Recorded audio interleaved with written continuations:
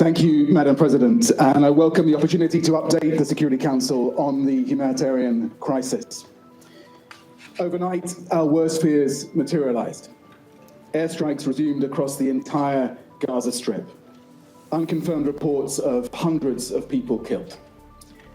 New evacuation orders issued by Israeli forces, and once again, the people of Gaza living in abject fear. Modest gains made during the ceasefire destroyed. Humanitarian workers remain on the ground. I'm in close touch with them, ready to provide life-saving support to survivors and carry out our humanitarian mission. We must be allowed to do so. Last month, Madam President, I visited the occupied Palestinian territory and Israel to meet survivors, frontline workers, and authorities. In Israel, I met with survivors of the horrendous Hamas-led attacks on 7th of October at the Nir Oz kibbutz. I will never forget my visit there.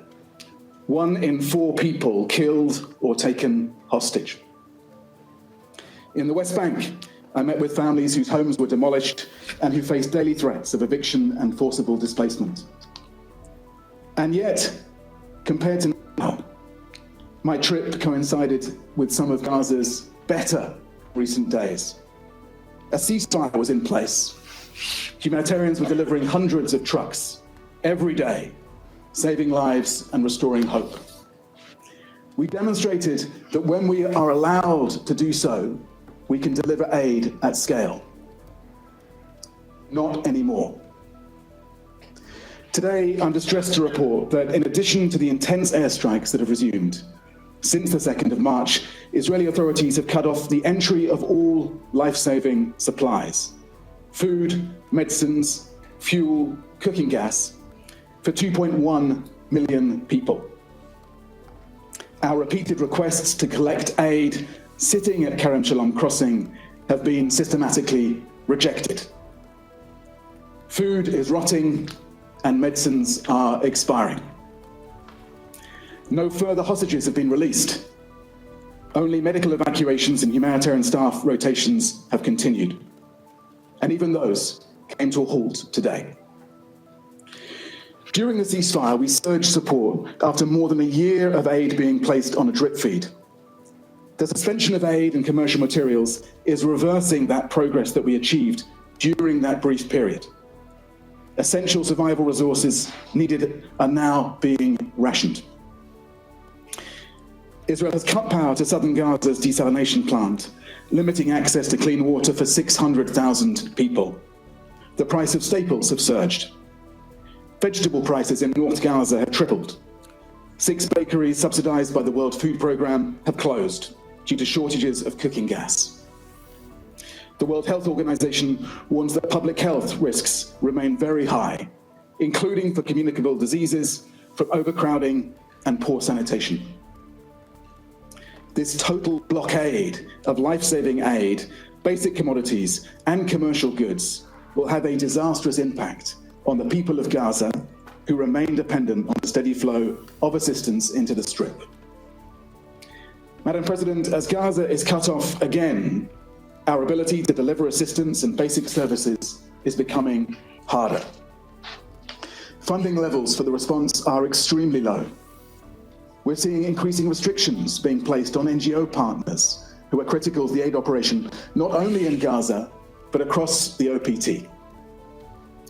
Since the Knesset legislation formally took effect on the 30th of January 2025, UNRWA international staff are no longer able to rotate in and out of Gaza. The amount of cash that humanitarian personnel can bring into Gaza has been further decreased to a half of previous levels, far below what is required to cover even basic expenses for a 6-week rotation. On the 9th of March, Israeli authorities introduced new registration rules for international NGOs delivering humanitarian aid to Palestinians in the OPT. If enforced, these would impose strict conditions and significantly disrupt aid operations. The Israeli Knesset is also considering a bill to impose considerable taxation on donations from third states to Israeli NGOs, including humanitarian and human rights groups. If implemented, this would further erode the number of partners with the capacity to implement protection interventions. Many Israeli NGOs are engaged on legal cases involving home demolitions and forced evictions. They also provide protective presence activities related to settler violence. We continue to give what remains inside Gaza to those most in need. We are trucking water where we can, providing reduced food rations, and distributing shelter items. We continue to support hospitals with supplies, emergency medical teams, and casualty evacuations to hospitals in Gaza. Our education partners report that about 631 temporary learning spaces are now operational throughout Gaza, supporting over 172,000 students. But we cannot sustain this for much longer unless the crossings are opened again for aid to enter. Madam President, the 42-day ceasefire proved what was possible. Aid delivery was enabled, and we scaled up quickly and effectively. 30 hostages and 8 deceased hostages and 583 Palestinian detainees were released during that period. Criminal activity in Gaza was brought under control, reducing the looting of humanitarian convoys by armed Palestinians.